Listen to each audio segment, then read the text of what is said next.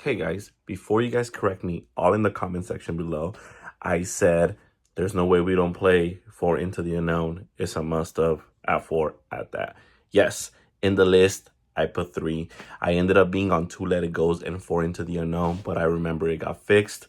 But you can play, as long as you play 6 forms of removal, you can play 4 Into the Unknown and 2 Let It Go or 3 and 3, and you guys should be fine with that. But before I get roasted in the comments, I did catch that.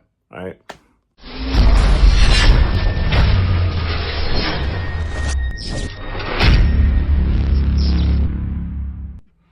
Hello guys, how are you guys doing? It's me, 24K Hector, and welcome to 24K Lorcana. I'm here giving you guys a video because you guys voted on it. I put it on the poll. What deck profile do you guys want to see with the upgraded cards for set 8? And you guys answered. I gave a few options, and you guys even commented on additional options that you guys wanted me to do. So I am going to be doing that, and I am going to be working because guess what? Set 7 is done. It was a very hard format. I was able to pull off 1 set champ win, which was kind of cool.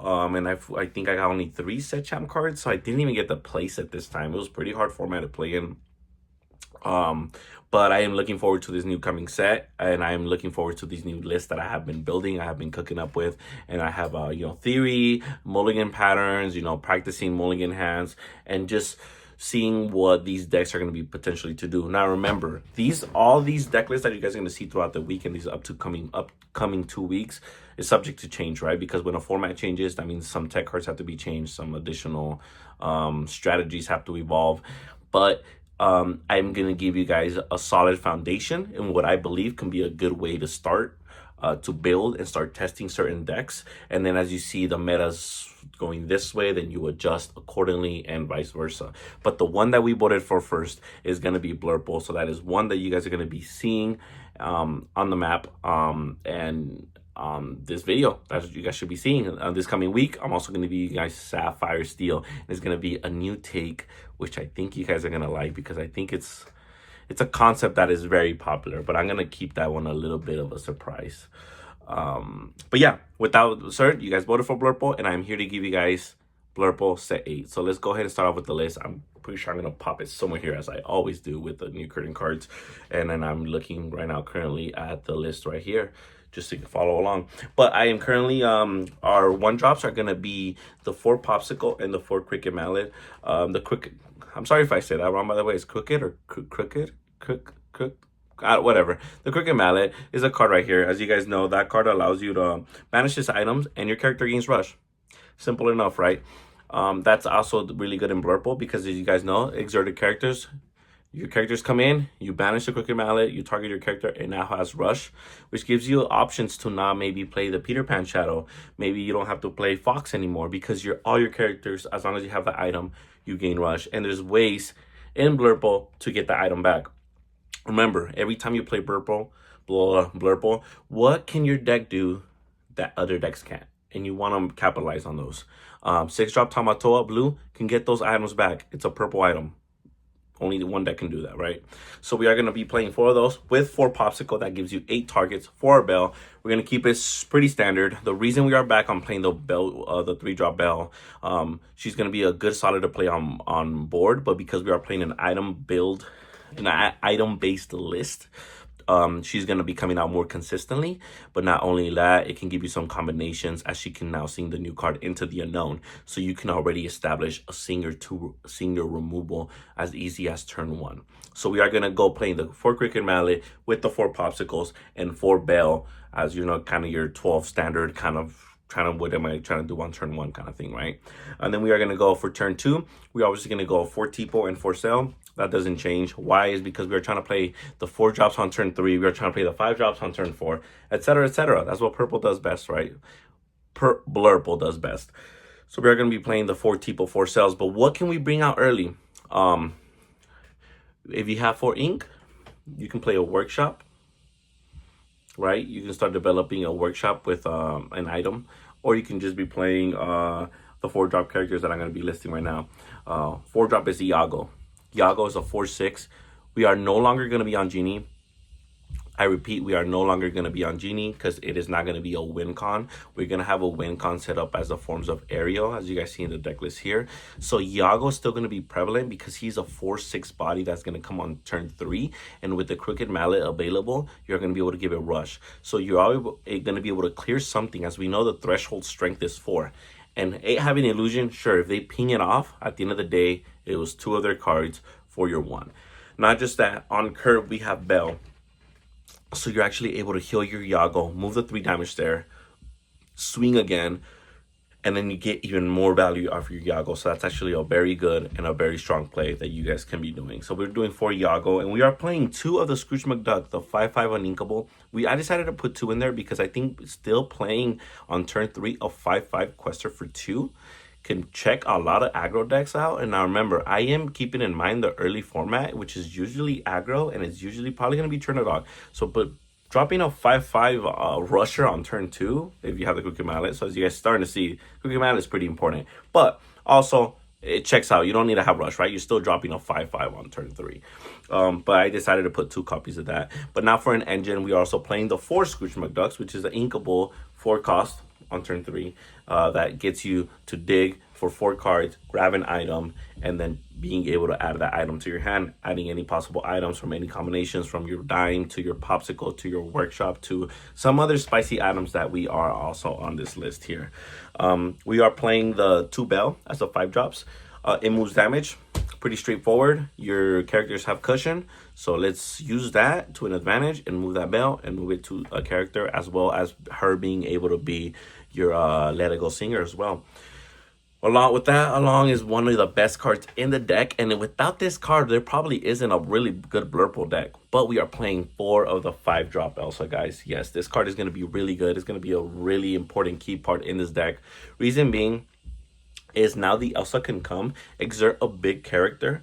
Now with your Elsa, you hit at an already exerted non-threat character, you get rid of that one. But now, because you have Into the Unknown and Elsa's allowed to exert the big character or exert the problematic problems, guess what? We don't have to swing at Maui Sharks anymore. We just play Elsa, we exert the Maui Shark, we sing Into the Unknown, problem solved. So yeah, make sure you establish that 4-drop character early, that Bell early. That way your Bell and your Into the Unknown can do the most potential maximum damage. We are going to be playing the 2 Ariel. 2 Ariel is we're going to be playing an item-based deck. As you guys can see here, I think you guys can count. I believe it is 4, 8, 9, 10, 11, 12, 13 items or so. 13, 14 items. So most likely you're going to have more items than your opponent. But if you don't, it's still a 3 lore character that has ward.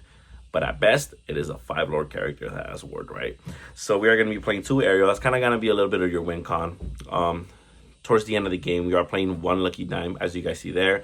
So you're able to go from 0 to 10, from 10 to 20, which is now why you guys don't see we are kind of moving away from the 1 drops or moving away from the Genie, because we are just more of like controlling the board early, but being still a little bit faster than Blue-Red is to set up this lethal on board. We are playing 4 of the 6-drop Tamatoas. You play your Crooked Mallets back, right? You can play Tamatoa, play the Crooked Mallet. If you have Crooked Mallet, you can give that Tamatoa a rush if you have the ink for that, which is really good. Really good play that we're going to be using. It's going to be able to get your popsicles back. Should I say more, right? Can heal your Yagos, do all that good stuff. It is a broken card that when it quests, it can play a free item. So it's going to be able to play your Merlin's Carpet Bag.